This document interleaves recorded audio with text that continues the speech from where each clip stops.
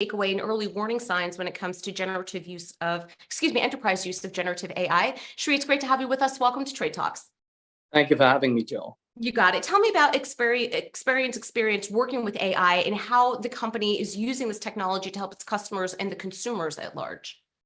Great. Well, Experian, as you know, is among the most valuable data sets on the planet.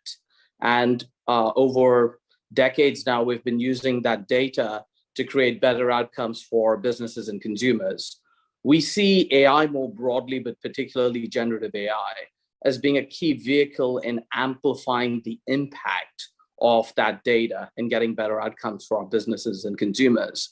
Financial inclusion for consumers and for businesses, better business outcomes. Specifically, we've got generative AI in our products, in our services, and AI more broadly has been key in driving products like Experian Boost and Ascend Intelligence Services.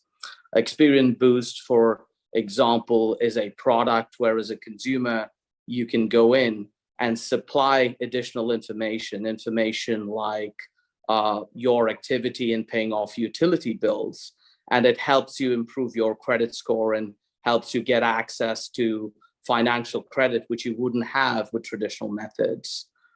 With Ascend Intelligence Services, it's a product which uses artificial intelligence, and there are over 2,000 plus mid-sized financial institutions in the US and over 10,000 smaller financial institutions.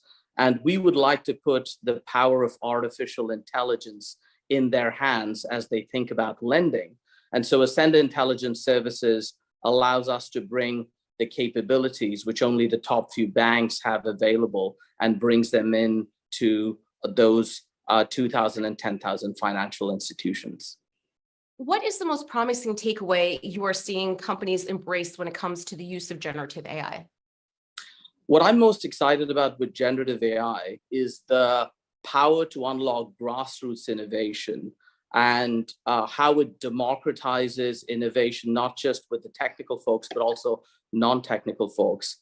A quick sidebar, I had my 11-year-old come to me 3-4 months ago, and like most 11-year-olds, he's obsessed with digital. And he sat my wife and myself down and had this 4-page essay written on the case for 10 minutes of screen time during the week. He's not allowed to play his Nintendo, but it was an essay which would have put some of my college essays to shame. And when I asked him how he'd done that, he said, well, I did some research and I used ChatGPT Enterprise. And it struck me that if an 11-year-old can do that with generative AI, then there's an enormous amount our 20,000 employees can be doing with this. So one of our key focus areas is actually putting generative AI in the hands of all of our employees and seeing the sort of innovation that will come up when we do that, particularly with products, with productivity. We're already seeing a tremendous amount of promise in areas like helping consumers with credit education. We're seeing benefit in areas like coding and engineering productivity, and we're a huge data business, and actually understanding our data and understanding how to apply it is quite a complex problem. So we see generative AI in helping us do that and helping our customers do that. After a year, are there any early warning signs or advice you would give businesses working with Gen AI? Absolutely. Probably the biggest lesson that we have learned and are learning is how you balance innovation with risk management. And it's easy to err on being at either extreme. If you're too cautious, then you end up probably being in inaction or probably being slower than you need to be. And if you're too aggressive, then there are a number of risks with generative AI, like hallucination, like toxicity, which need to be managed.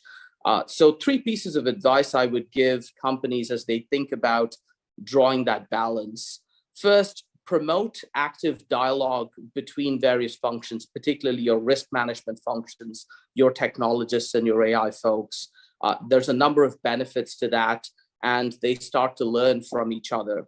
Second, actively invest in responsible AI, get ahead of the curve, and invest in creating the technology, infrastructure, and architecture to manage responsible AI.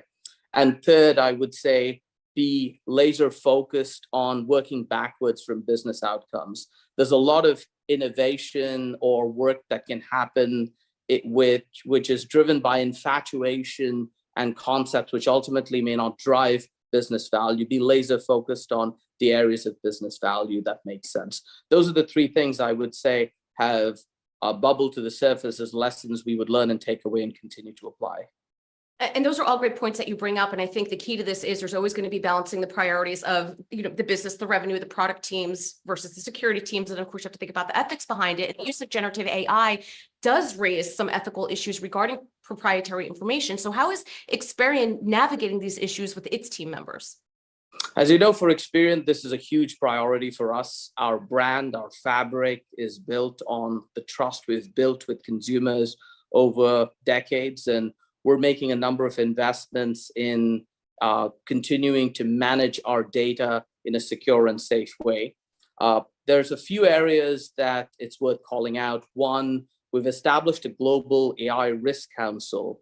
What we do with that risk council is vet use cases, ensure that we're drawing that balance that we talked about in a safe and appropriate manner to vet use cases that benefit businesses and consumers.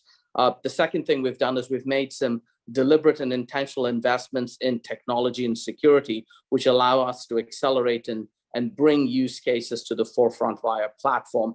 And third, we're actively promoting the dialogue between our risk functions and our technologists. We think that's paramount and key to handling our data and our assets in a secure and safe manner.